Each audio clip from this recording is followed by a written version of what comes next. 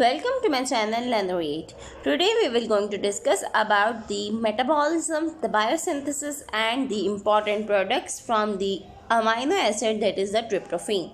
The tryptophan is a major amino acid and it is a important role in formation of certain catecholamines, formation of the melatonin and formation of the niacin, that is the vitamin B3.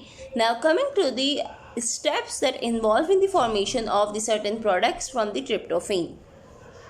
So starting from the amino acid tryptophan that is coming from the diet. This tryptophan can be come from the diet exogenously or can be produced from the certain amino acid metabolism. This compound is produced. The tryptophan, when produced from certain amino acids and certain dietary products, then it converts into the 5-hydroxytryptophan.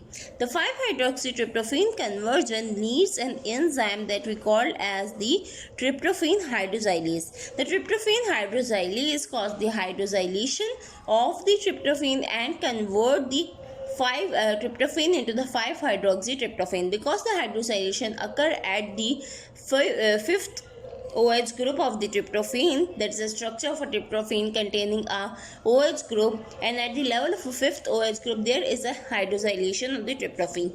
That's why this is called as the 5-hydroxytryptophan. Now coming to the next step, this 5-hydroxytryptophan is going to continue and it's going to convert into a structure that we call as the 5-hydroxytryptamine. And this 5-hydroxytryptamine that is also called as the 5-HIAA, and this is called as the serotonin. The product that is formed is the 5-hydroxytryptamine, and this 5-hydroxytryptamine having another name that is the serotonin. And the serotonin, as we all know that the serotonin is an important neurotransmitter, and you can say it is a pleasure neurotransmitter and happy neurotransmitter, giving an effect of a pleasure to the human body, and it is released during the conditions of the soothing effects of the body during the sleeps and somewhat controlled during the eating cycles. Now coming to the point of the tryptophan has produced the one product that is the serotonin by the hydroxylation steps, and the level of tryptophan hydroxylation and conversion of tryptophan into the 5-hydroxytryptamine, and this is also called as the serotonin. Now next production from the serotonin is going on when the serotonin is going to be acetylated. The acylation of the serotonin causes the conversion of this 5-hydroxytryptamine or the serotonin into the N-acyl serotonin. The acylation occur at the level of the N, you can say the amine group or the nitrogen part of the serotonin structure, and it is cause the N-acyl serotonin production. This product is going to convert into an important you can say the important neurotransmitter, you can say the important hormone. This important hormone, that is a melatonin, is formed from the methyl transferase enzyme act on the N-acyl serotonin, and it's going to convert the N-acyl serotonin into the melatonin. And here you can see this, first the acylation of the serotonin occur, and then the methyl transferase transfer the methyl group of the serotonin and form the major structure change, and the product will be forming is the melatonin. The melatonin is a hormone. You can say this is a neurotransmitter or a hormone released from the endocrine glands, and this melatonin is important in the sleep and wake cycle of the human body.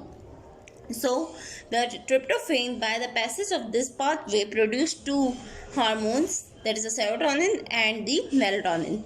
The third pathway of the tryptophan that produce the niacin, that is the vitamin B3, we are going to discuss. Now here I have make you a chart for you guys to be better explained. Starting from the tryptophan that we have discussed is coming from the diet or any endogenous source of the amino acid metabolism. This tryptophan is going to convert into a compound that is called as the cangurenine. The cangurenine is ultimately going to convert into an acid, that is a quinolic acid.